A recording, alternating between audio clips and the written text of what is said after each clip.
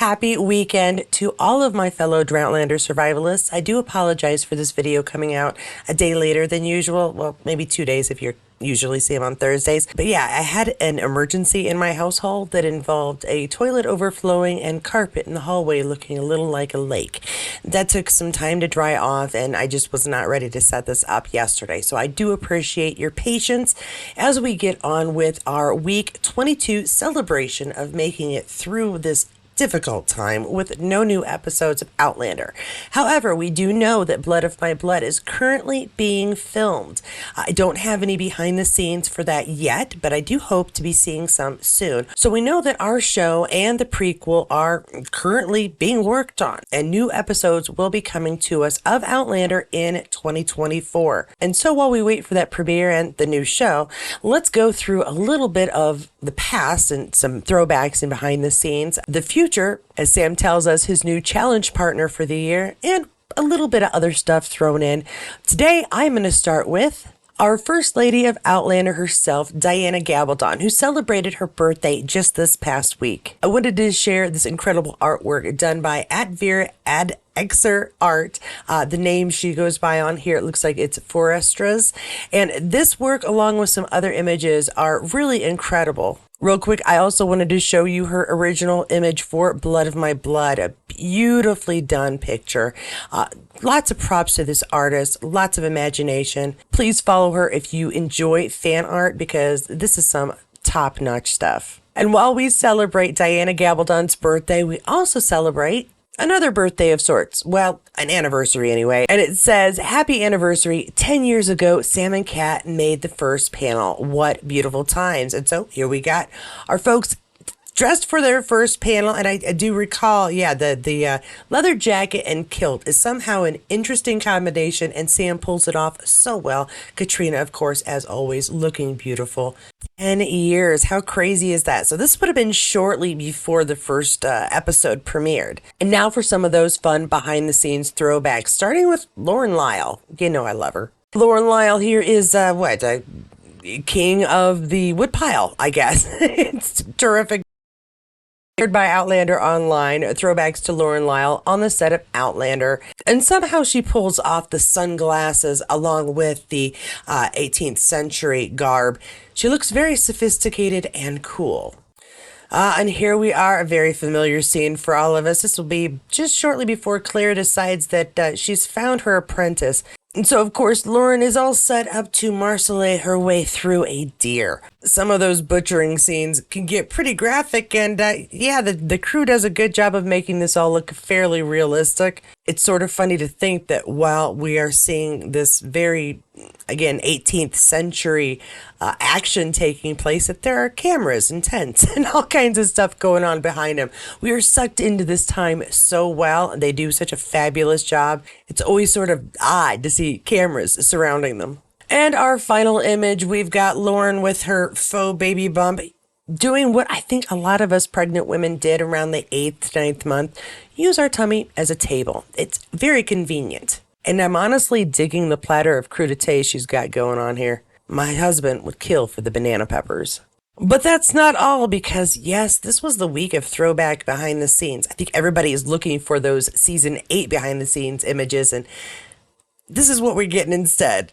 Going a little further back here, this is shared by Mary Lou Prophet. It appears to take a village to bring us this show. There are 19 people listed for hair and makeup alone, and 37 in the camera electrical department for Outlander on IMDb. Suffice it to say, there is a crowd surrounding these actors most of the time. And so we've got Tobias and Katrina here.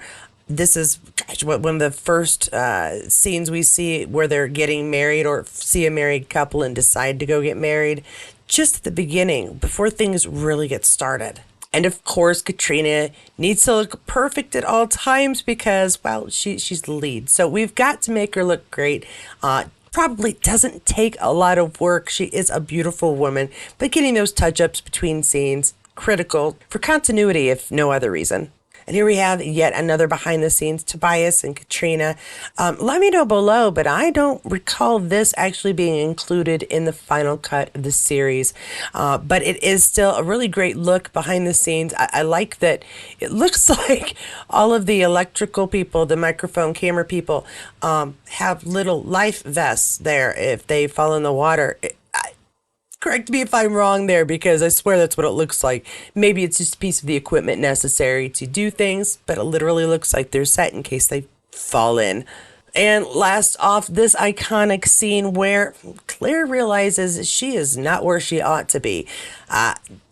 Always loved the fact that people just thought she was wearing a shift rather than a dress. It's such a simple dress. The costume department did a really great job of putting something together, putting her in something that looked very elegant and on point for the 1940s, and yet just completely inappropriate. A lot of things would be, though, of course, completely inappropriate for the 18th century, at least for a lady to be running around in. And one more piece of behind the scenes fun, and that is going to be with Sophie Skelton as one of the youngsters playing Jemmy and Richard Rankin.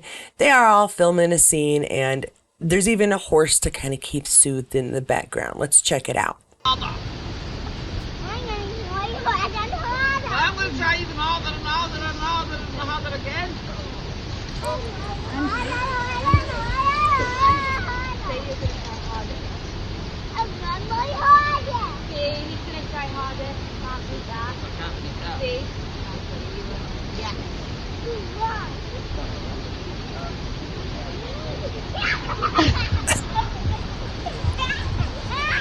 Wasn't just a little too much cute. Oh my gosh, how adorable. And they get along so well. It almost is like a little family working together to get something done.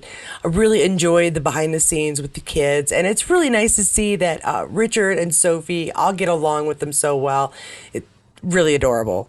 Now, I did find an article that I was almost going to share, but honestly, there wasn't anything new in it. It was between Meryl and Katrina, and they were like, and Katrina's now an executive producer. We know that. And Katrina will be directing an episode in season 8. We know that as well. Claire will be having an interesting journey and have new challenges. We're aware of that as well.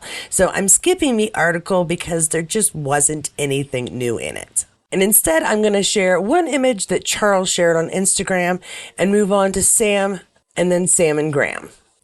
And so here we go. We've got Charles, who shared a group of images. And this is the first one here. It's just shared by Charles and says, "A wee adventure." And so let's see where it is that he went. Not seeing any kind of captions to say what's going on specifically, but he shares pictures. We're going to take a look and see. Looks very nicely dressed. Those are some clean tennis shoes for an adventure. I think I would have worn something a little bit more worn in, because you never know what you're going to get into on an adventure. Traveling around I can never tell if it's like a parent they're sitting with or a fan, but it does look like he's in a room at a bookstore, and bookstore there, and out and about. Ooh, that is just really pretty decorated. Must be still pre-Christmassy, or maybe just little mood lighting. I know a lot of places will put up lights year round just because it's pretty. I do like the flower stand. I need to get some flowers. Out and about, ran into a fan possibly. Looks like a couple of people taking pictures. Must be a nice building place to get pictures taken. I do like the columns behind him. It would be a good place for pictures. And out and about with our pup. Of course, we love our fur babies here. And that looks like a good trail to go take a walk on. Miss taking a walk outside. And horsies. Who doesn't love horsies? And I believe this is a don't fall in scenario, which if you're wearing that much to stay warm, I would suggest not going swimming, not falling into a pond. And sitting with our sculptures here. We've got a few of those around. It is fun when you find these sculptures that are like people doing things to just kind of pose with them. I can totally get on board with that one. And our final image, again, someone who is friends or parentage of Charles. I honestly don't know who these people are, but they're good enough for Charles. We're going to say this man is being eaten by a tree, which would seem like a dangerous and terrible thing. He does look a little frightened. I do hope he comes through it well. Personally, I've never been eaten by a tree, so I have no survival tactics for this man. And so, moving right along, let's take a look at Sam and his NPC's 2024 charity partner, which usually has to do with something that Sam is trying to promote for the year. All right. So Sam is wishing us a happy, healthy 2024, hoping that we are trying to stay in shape. Let's see what Sorsha and Seamus have to say here. What a great choice. The World Wildlife Fund is NPC's 2024 charity partner. And I'm also excited that they're launching their own platform finally. Hashtag WWF World Wildlife Fund, My Peak Challenge, NPC 2024, and hashtag Sam Heughan.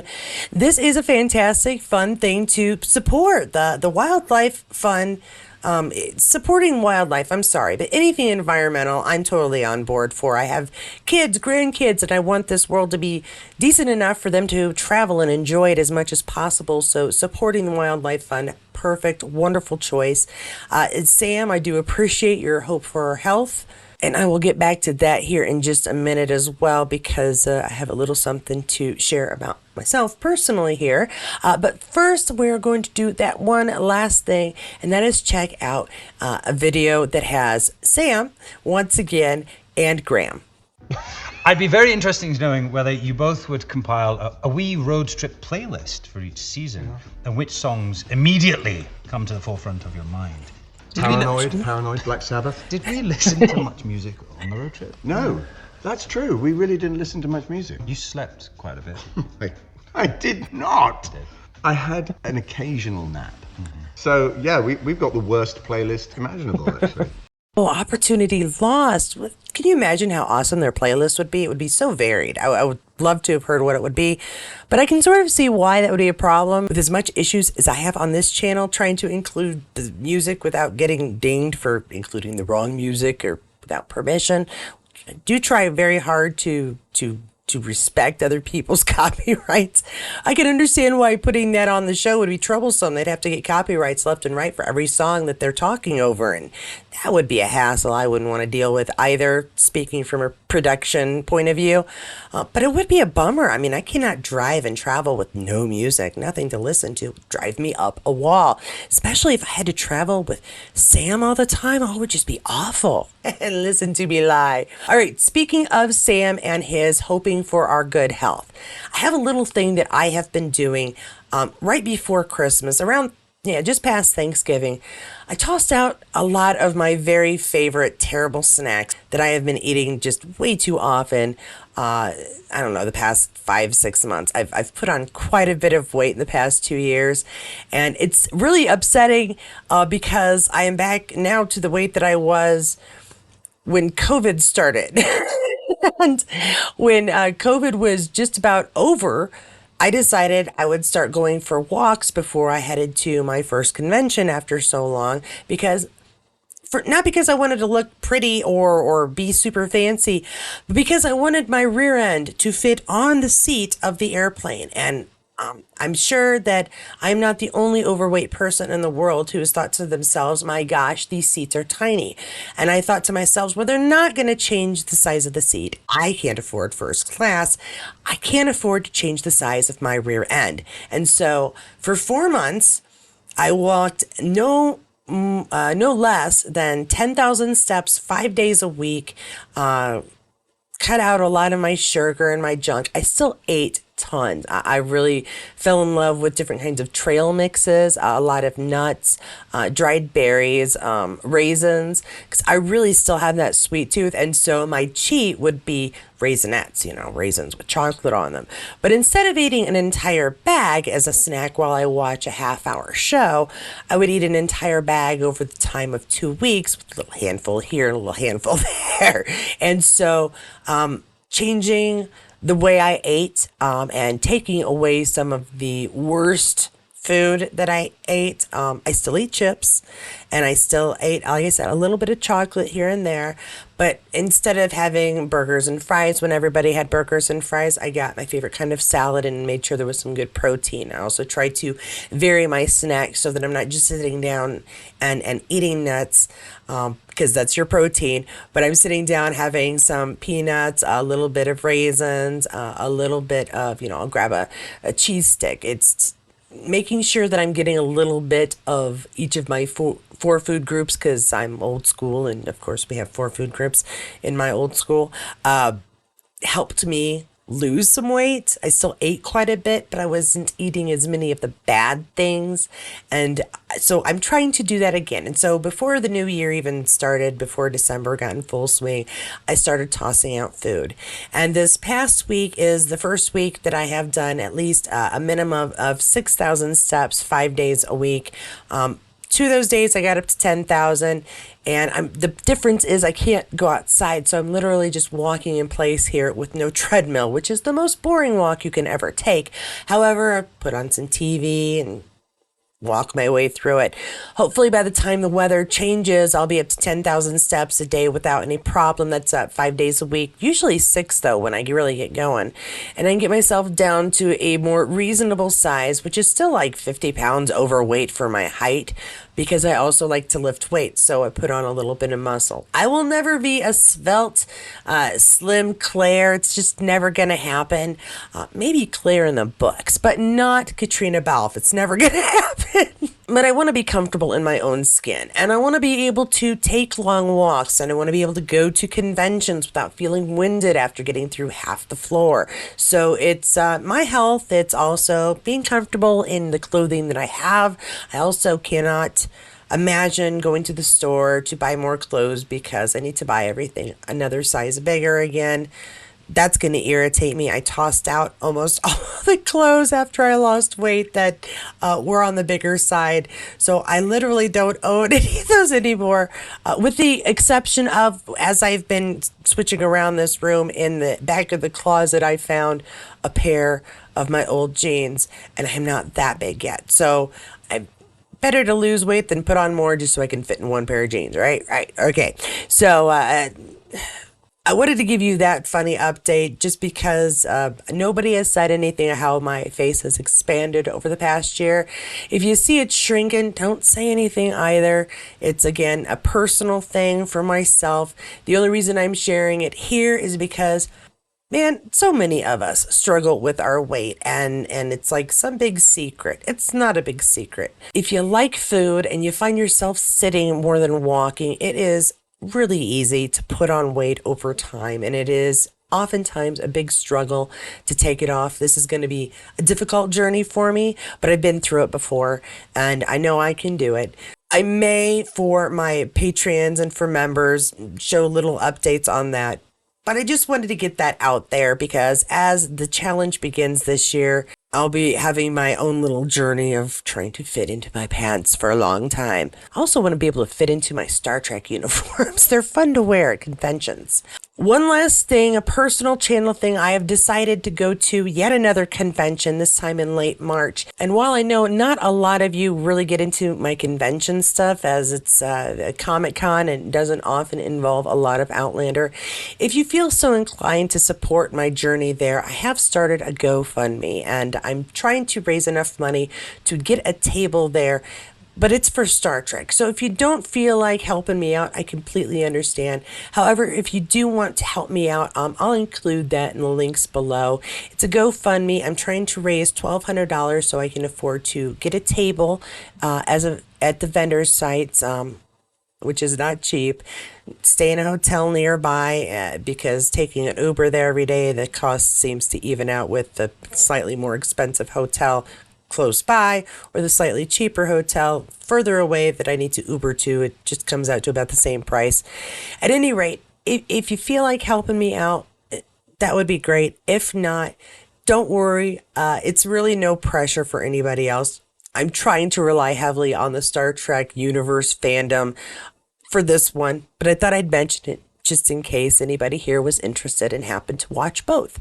You can read all about the fundraiser and why I'm doing it on the page. For everyone who has come and watched this video today, I so appreciate your views. Thank you so much for my new subscribers. I'm getting new subscribers again. So I want to thank all of you who have recently subscribed. Thanks for joining us here. If you've enjoyed this video, please don't forget to like. If you haven't subscribed yet, go ahead and hit that subscribe button and that notification bell so you'll know when the next video comes out. Be aware that I do talk about more than Outlander, obviously, and so you may get notifications for other shows. Once again, I want to thank all of my patrons, all of my members. You have all helped so much. That bit every month really adds up, and again, I really appreciate your support. To everyone who has come and viewed, thank you so much. And if you have not gotten enough Outlander, it's just not enough stuff, please check out any of my other videos here, and I will see you there. But we do know that Blood of My Blood is about to be...